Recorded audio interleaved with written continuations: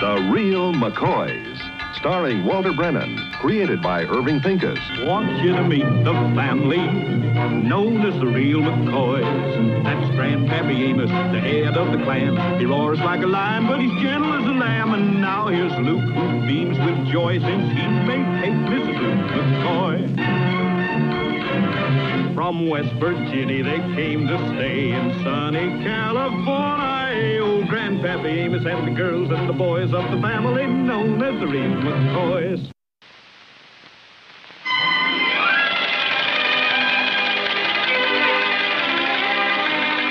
Say, Kate, get myself a tear here. Oh. You mind to fix it? Oh, Grandpa, that is a tear. How'd you do that? Getting off the tractor. God done newfangled machinery. Fella never ripped his britches sliding off in a mule. Grandpa. Well, them's wearing pretty thin anyway. Why don't you treat yourself to a new pair? Well, you know we can't afford no expenses now. We need every penny we can save between now and spring in order to buy the seed for planting. I'll shut these off and toss them out to you. Oh, I can't do it right this minute, Grandpa. I got to finish this dress first. Oh, getting yourself all fancied up for a PTA meeting, are you? Oh, no, Grandpa, this ain't my dress. It belongs to Miss Johnson. I'm altering it for her. Altering it for Miss Johnson? Uh-huh. How come she don't do it herself? Well, you know, she's awful busy with that real estate business.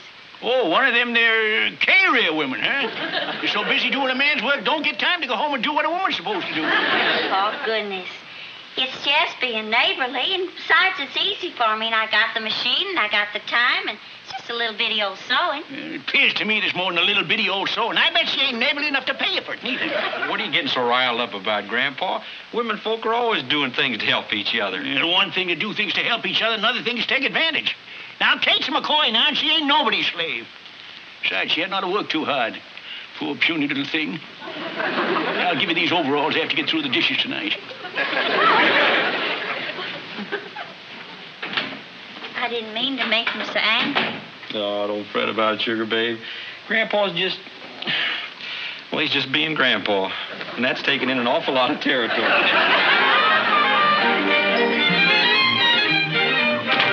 do I look? Well, I think it looks just fine, Miss Johnson. Oh, it's better than fine.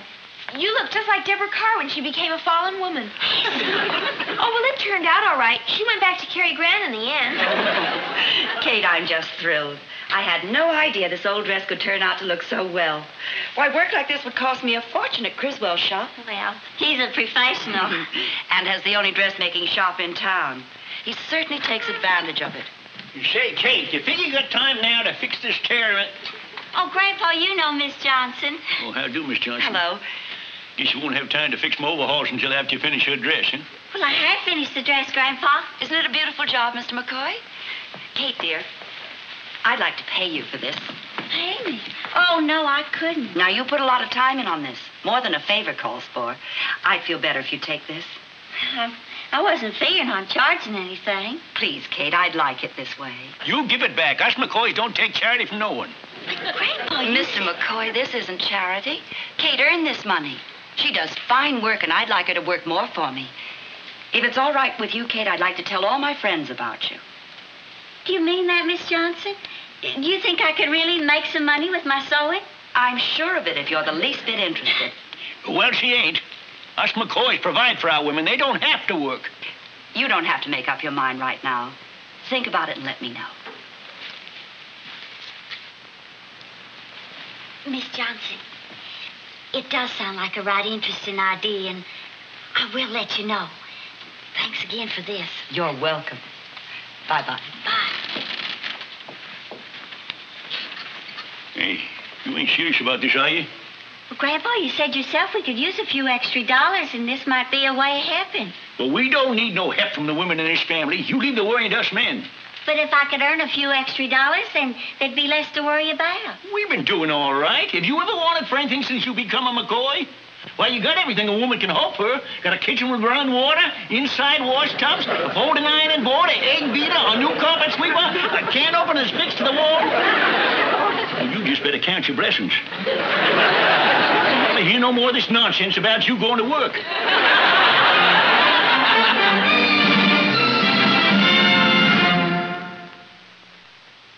Oh, look. got us a problem. Let's get over here. We can talk. I always miss the best part.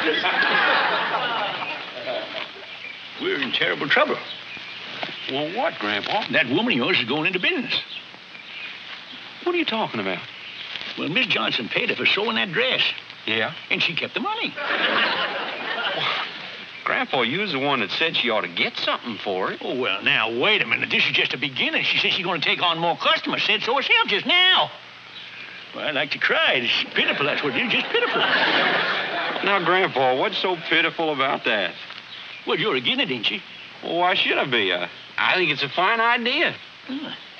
My ears must be getting plugged up. I swore I heard you say that you were a fine idea. No, Grandpa, I did say it, and I meant it. It is a fine idea. Well, I never thought I'd see the day when a McCoy let his woman go to work. Well, what's wrong with it? What's wrong with it? Why, back in West Virginia, when a woman married a McCoy, she didn't become no hired hand. She become one of the family. To share and enjoy the family life, like plowing the fields and slopping the hogs and pitching hay and shoeing the horses. We give her the love and respect that she deserved. Yeah, I know. Aunt Emma got so exhausted from all that love and respect, she died when she was 40. But she went like a lady. I remember poor Clem Hawkins, when his wife went and got a job in a department store. Why, Clem was so ashamed that his wife was working, he went and told everybody she run off with a traveling salesman. Grandpa, ain't you making a big fuss over nothing? All Kate's gonna do is a little sewing in her spare time. Oh, that's where it all starts. Just a little sewing in her spare time. Well, pretty soon she goes into town and opens up a sewing shop of her own, see? And starts wearing tailored clothes and getting the hair bobbed off. Grandpa, remember this is little old Kate we're talking about. Yes, little old Kate, all right. But as soon as she gets a taste of business life, she becomes big, important Kate. You become little old Luke. What do you mean? I mean she'll be supporting you. You'll end up in the kitchen doing them female chores with an apron around your neck. Wait a minute, Grandpa. No, sir. No. I ain't gonna be standing in no kitchen over no stove wearing no apron. No, sir. I'm still the man in this house. You ain't gonna be no man. You're just gonna be another doodad around the house for her to come home to, that's all. Doodad? Yeah, after she comes home from one of them conventions. Conventions? Yeah, that's what people in business is always doing. Leastwise, that's what they say they's always doing. Grandpa, Kate ain't going to no conventions. No, sir. No, sir, Kate ain't going nowheres. What are you gonna do, boy? What are you gonna do? The house right now. And I'm gonna nip this thing in the bud. That's what I'm gonna do. I'm gonna stop this thing before it starts. Atta boy, I knowed you had a mind of your own. You bet I have.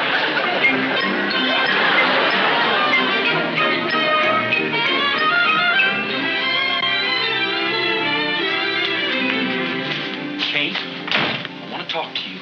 What about, Luke? Well, the first thing you can do is get rid of this. You ain't gonna put no apron on me. I ain't no doodad for you to be coming home to. What are you talking about? And something else. Your hair just looks something fierce, all bobbed off short like that. Harry.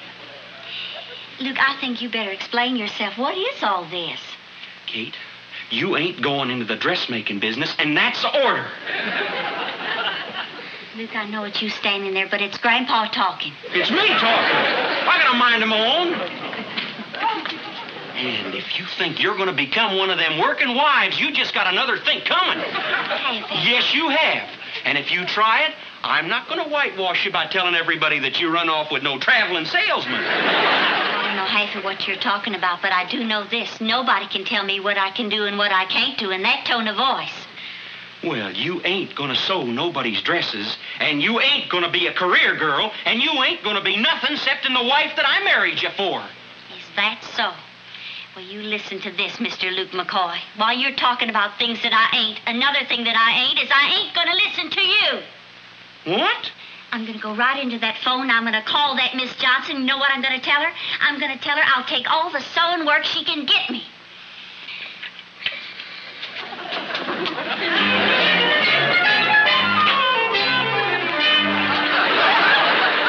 Grandpa, I'm a doodad.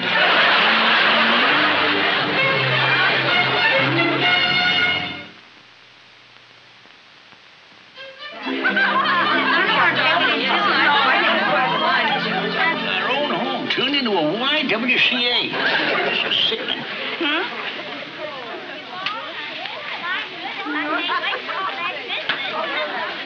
Miss Fillmore, you know my husband Luke and Grandpa? Yeah, how do? Do, ma'am. Hey, Kate. What are you putting a sack on her for? This is the most fashionable thing. It's called a chemise.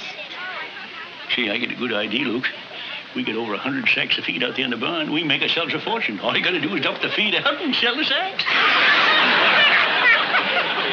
And for women that need a little help, we'll just leave in some of the feed. I think that's a bit funny, Luke.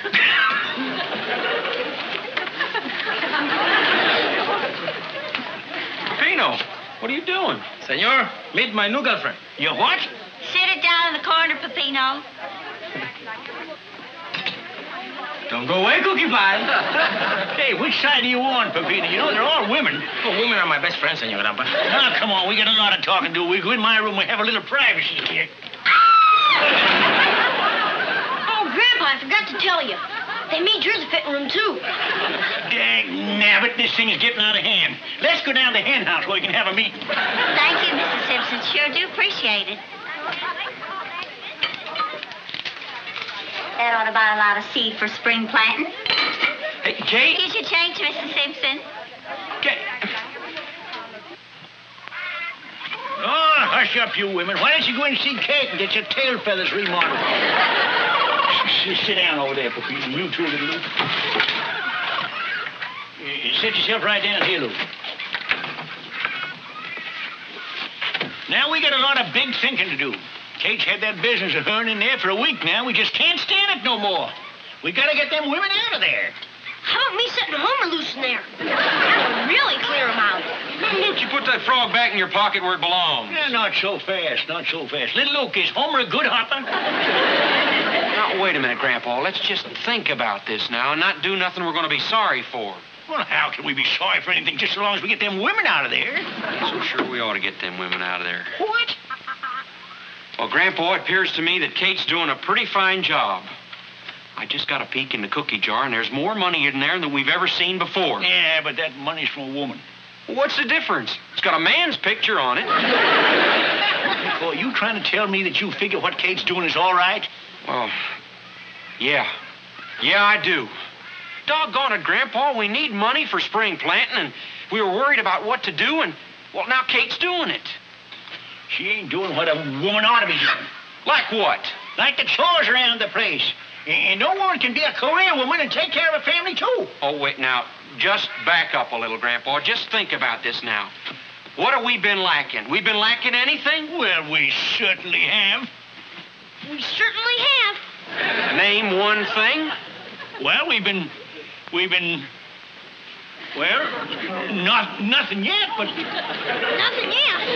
you just wait till tonight. Yeah, wait till tonight. What for, Grandpa? You just see what kind of a supper she serves up tonight.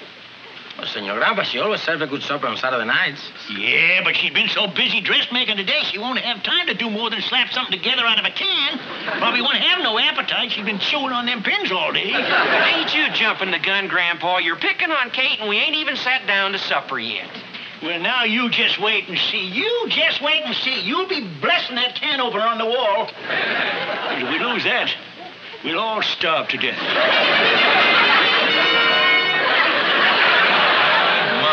Won't they think of canning next? Golly, would you look at all this stuff? Roast turkey, baked apples, yams, whipped potatoes, chestnut dressing, cranberry sauce. You know something, Luke? Grandpa goofed. Sugar babe, this is just like a holiday. I'm celebrating my first week in business. Grandpa, would you say grace, please? Huh? Oh, yeah. Lord, we want to thank you for this food we're about to receive. And believe me, I'm just as surprised as you are.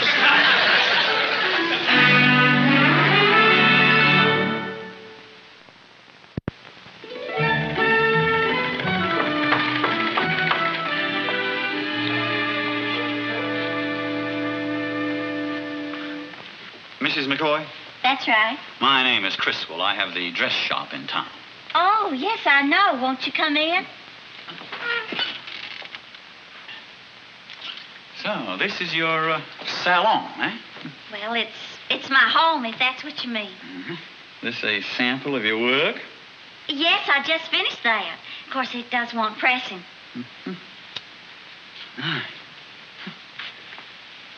What some women won't settle for just to save a few pennies. How quaint. I haven't seen one like that for years. Don't tell me you do your work on that. Is there something I can do for I'll you? come right to the point. Mrs. McCoy, there's no sense in your continuing with all this. I beg your pardon? Oh, come now, Mrs. McCoy. You and I both know that women are bargain hunters, but in the end, quality will count. So there's no point in trying to compete. All your customers will only be coming back to me. Excuse me, would you please?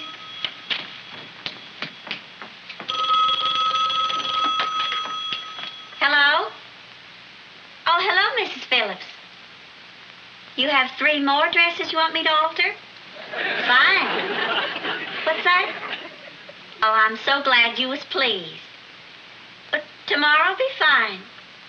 Thank you. Bye.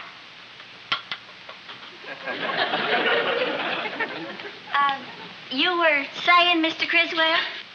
Mrs. McCoy, it's absolutely ridiculous for you to keep fighting me.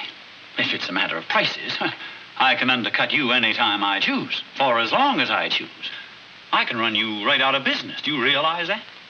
Maybe you can, Mr. Criswell. Well, there's no maybe about it. However, I'm a fair man. I realize that you started all this because you needed some money. Well, I'll solve that little problem for you. I'll simply buy you out. Mm-hmm. Here you are. That ought to do it. $100. It's simply a business deal. There's no need to thank me. I don't intend to thank you, Mr. Criswell. Why? You can't buy me, Mr. Criswell. You tore it. Now, see here, Mrs. McCoy. I've tried to be a gentleman about this, but if you insist on being hysterical... I don't intend to be hysterical, Mr. Criswell. But if them ladies want to come to me with their dresses, there's no reason why I shouldn't take the work. Well, they won't be bringing it to you any longer. And do you know why? Because I'm going to ruin you. Ruin me? Oh, you think I can't? Let me enumerate, Mrs. McCoy. I was born and raised in this town. I know everyone in it. My friend Henry Brown of the dry goods store, for instance. One word from me and he'll cut off your supplies like that. And talking about business, consider what'll happen to this farm. What about the farm?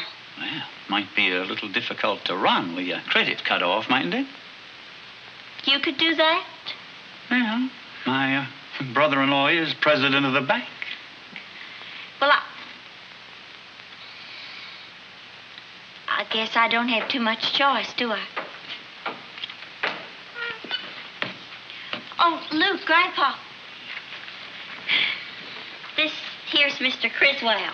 Oh, how do? I do. Well, Grandpa, I guess you'll be happy to hear you won. I'm going out of business. Going out of business? That's the best news. Why are you going out of business? Appears that's the way Mr. Criswell wants it. That's the way Mr. Criswell wants it? He says if I don't, he'll stop my supplies at the dry goods store. He'll what? And what's more, he's threatened to ruin the farm by stopping our credit. Why, you no good. Now, wait. No, let me look straight. Show him. Nothing was ever gained by violence. Now, listen here. You ain't running nobody out of business. No, see, I'm within my rights. That woman is ruining my business. Well, maybe you ain't here. This is still a free country, and if she's taking your customers away for it, it's because she's the best goddamn dressmaker in the county. Now, see here. Now you see here. You do anything to hurt our Kate, I'm going into the altering business myself. The first thing I'm going to alter is that face of yours. And I might start right now by lowering the hemline on your nose. No, don't get hysterical. Now, just wait a minute. I ain't even giving you a minute. I'm going to give you just 30 seconds to get off on this property. Now get!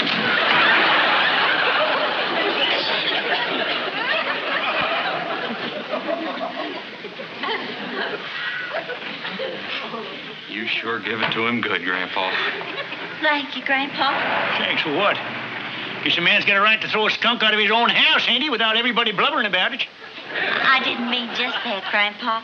I meant for what you said about me being the best dressmaker in the county and all. Well, yeah. If you want, why, all these women wouldn't come flocking around you like they do, and we wouldn't have the good business we're having.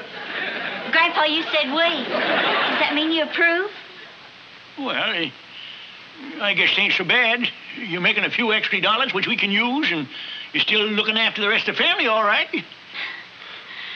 Grandpa, I know how hard it is for you to admit you was wrong, and you're a mighty big man for doing it.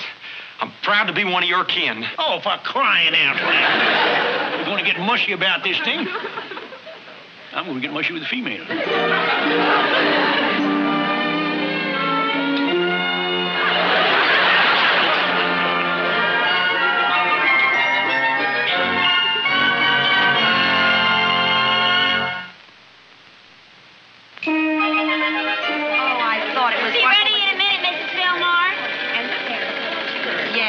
Sure, babe. Where do you want this?